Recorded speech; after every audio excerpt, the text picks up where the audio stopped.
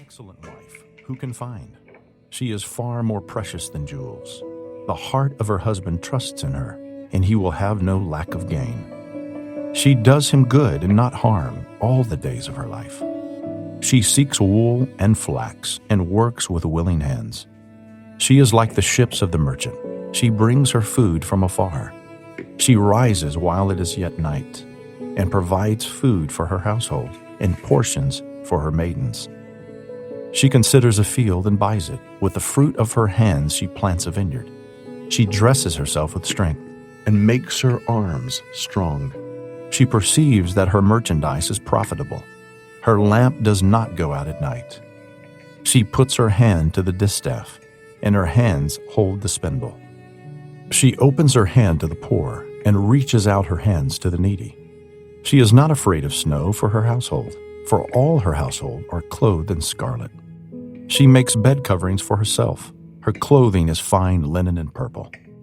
Her husband is known in the gates when he sits among the elders of the land.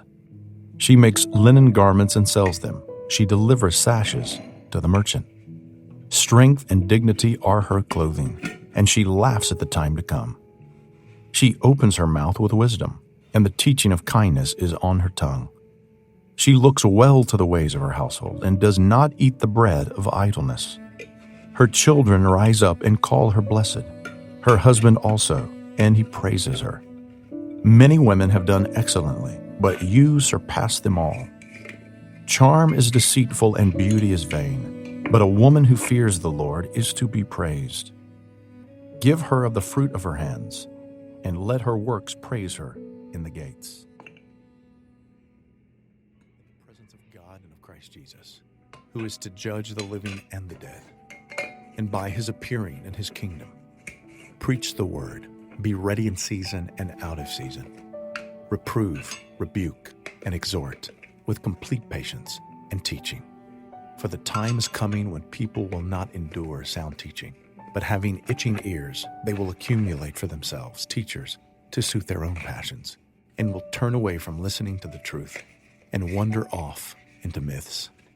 As for you, always be sober-minded, endure suffering, do the work of an evangelist, fulfill your ministry. For I am already being poured out as a drink offering, and the time of my departure is come. I have fought the good fight, I have finished the race, I have kept the faith. Henceforth, there is laid up for me the crown of righteousness, which the Lord, the righteous judge, will award to me on that day, and not only to me, but also to all who have loved his appearing. When people come up to me, Christians, usually of the Pentecostal charismatic persuasion, they always want to pray for my healing, and they're quite bold to come up and ask if they might do so.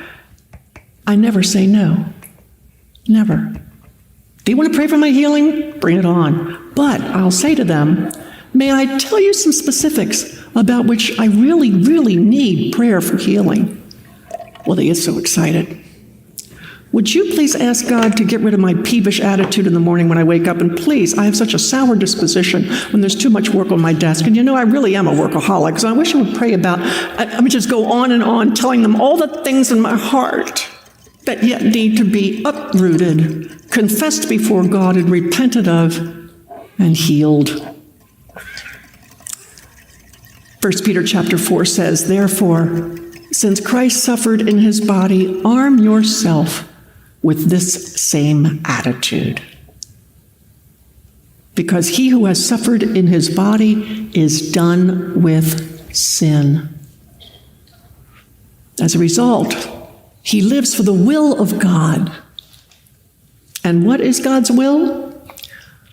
Oh, many things, but for me, it is best embodied in Philippians chapter 2, verse 14, quote, do everything without complaining. Everything without complaining. And tears streaming down my face. Oh, Jesus. Thank you. Thank you for a no answer to a request for physical healing. You really knew what you were doing so many years ago. Because a no answer to a request for physical healing has purged so much sin out of my life, so much selfishness and bitterness, and I know I've got a long way to go. But every day I want to wake up and I want to be a different Joni than I was yesterday. I want to be a Joni that you've created, that you've destined me to be. Oh God, help me to step into that. A no answer, Lord Jesus, to a request for physical healing has meant that I'm depending more on your grace, that it's increasing my compassion for others who are hurt and disabled. It's helped me put complaining behind me. It's stretched my hope. It has pushed me to give thanks in times of sorrow. It has increased my faith. It has strengthened my hope of heaven, and it's made me love you so much more, so much more. It is such a safe, wonderful thing to be beckoned into the inner sanctum of the fellowship of sharing in your sufferings. God so loved this world, he gave his own